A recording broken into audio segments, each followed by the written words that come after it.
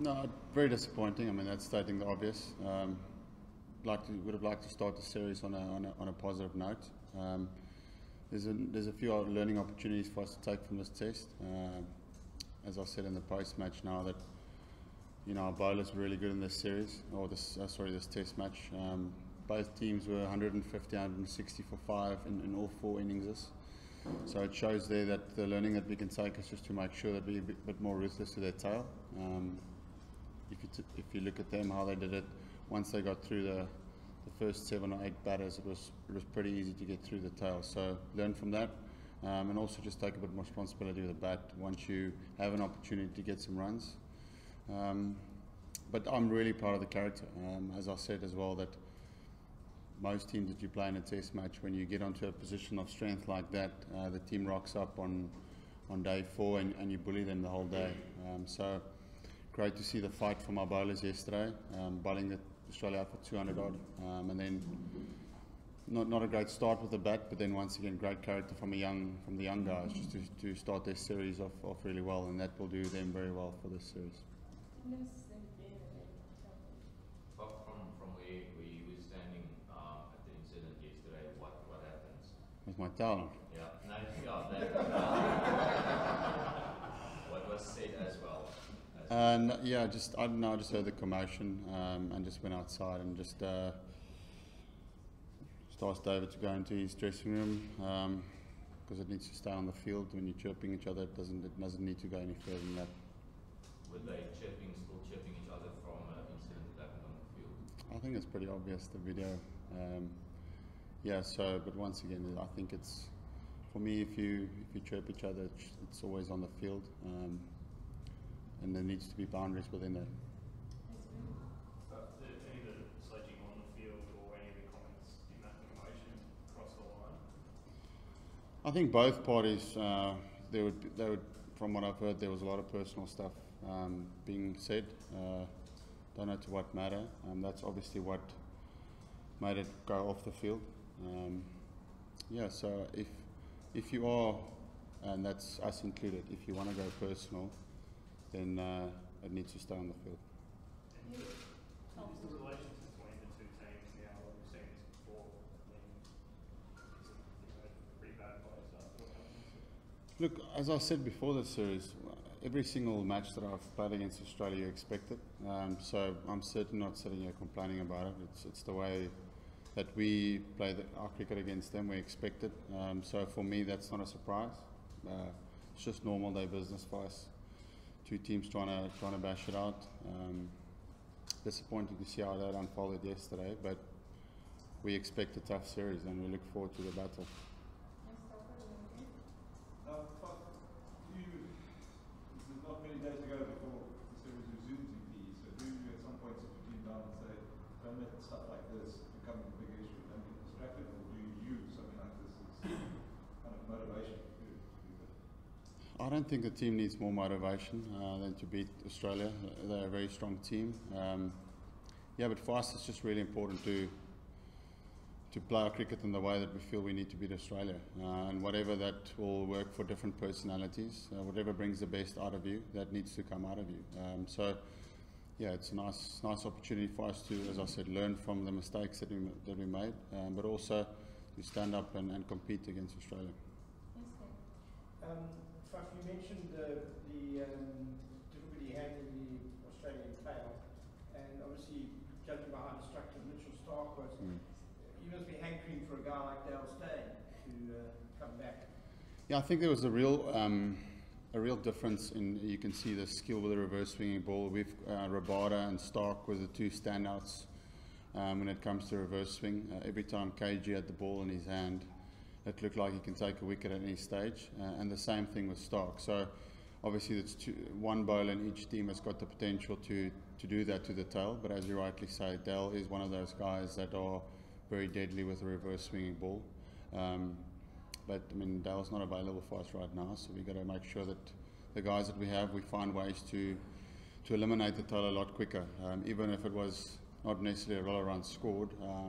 But it's about making sure that we keep them quiet. As I said before the series, I think it's going to be a real crucial part. This test series is the amount of runs that get scored from 8 to 11. You mentioned the talent. What can you do about it? Because, in fact, the difference between the fall of the six wicket in both teams was actually greater than the eventual result. Is there much you can do in the next few days? It's difficult for the tail. I mean, there's a reason why Stark has done that. He's not done it just to South Africa. He reverse swings the ball at pace. And as I said, the only weapon we have with the South African team that does that right now is Kagiso as well. So the tail's going to have to scrap it and try and get as many runs as possible. But we know as the top 7 or 8 batters, the responsibility lies on us to make sure, because for us it will be a little bit easier. And then same thing when Kagiso gets a sniff for the tail, that he can run through them in the same way. So that's the plan for us, making sure we can eliminate them a little bit quicker. The animosity between the teams from time to time, do you think it adds with on-field action, or does it take away and sort of deviate attention from what's going on the field? No, I mean the cricket should speak from itself. That's obviously probably an isolated incident. It's one incident now. But that's, as I said, you expect that playing into Australia. It's competitive cricket. For me, as long as it stays on the field, then it's okay. This phrase, as long as it stays on the field, we hear a lot, and obviously it hasn't yesterday. What's your view on how to stop it spilling over? Because we've obviously got a situation where things happen on the field, and quite often we as journalists ask players, is it our plan? And they say no. What we're hearing now is that it was our plan. Look, I think your umpires play a big role in that, to make sure that you don't let it get to that stage. As there's been a lot of games where we've played where our bowlers or someone will get penalised or demerit points for if they step over that line. So I think that's where the game is obviously moving.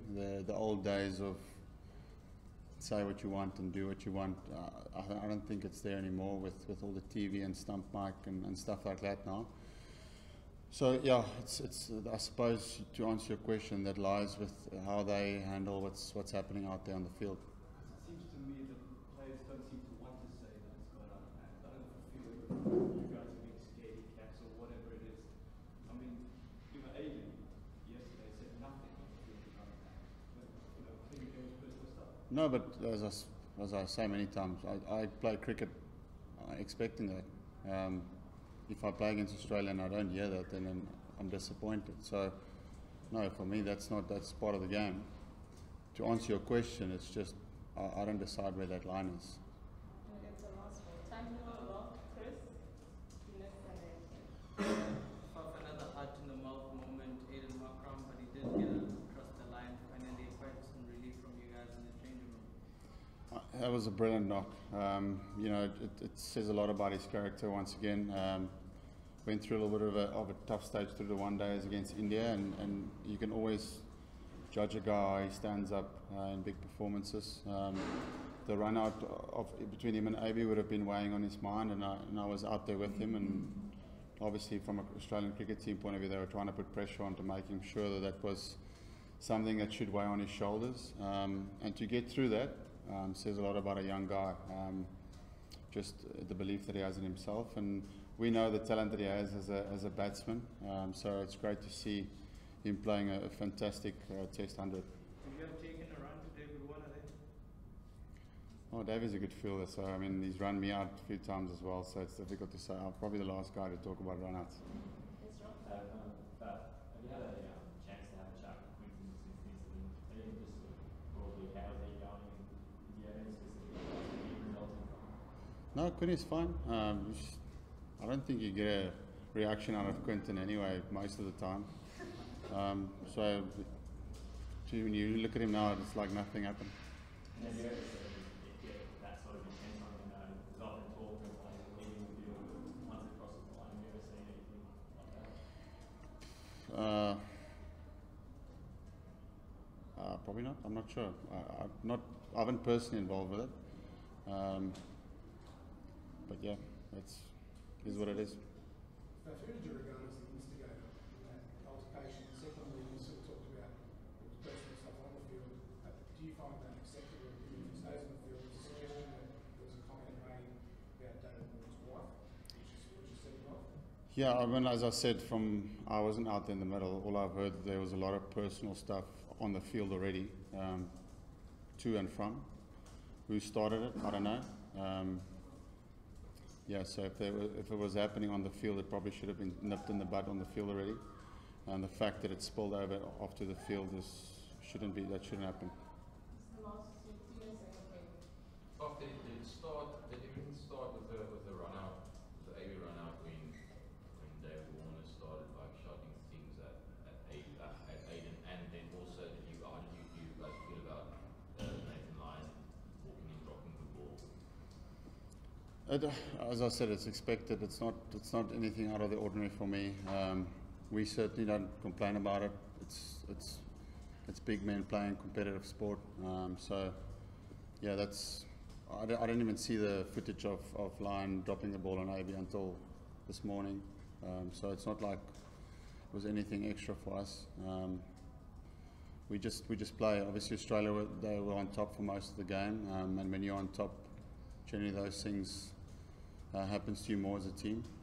But no, we just kept going. But the Australian team seemed to go to quite desperate lengths to make sure the stump marks are kept off, running through sponsors' names and that sort of thing. What is your guys' view on the stump marks? Should they be do you think it would help if they were left on all the time? I didn't know we had an option of on or off. I thought it was just there always. And if you say stuff and you obviously get caught, then you get caught. But if you don't get caught, then stuff will be said all the time. That's part of cricket.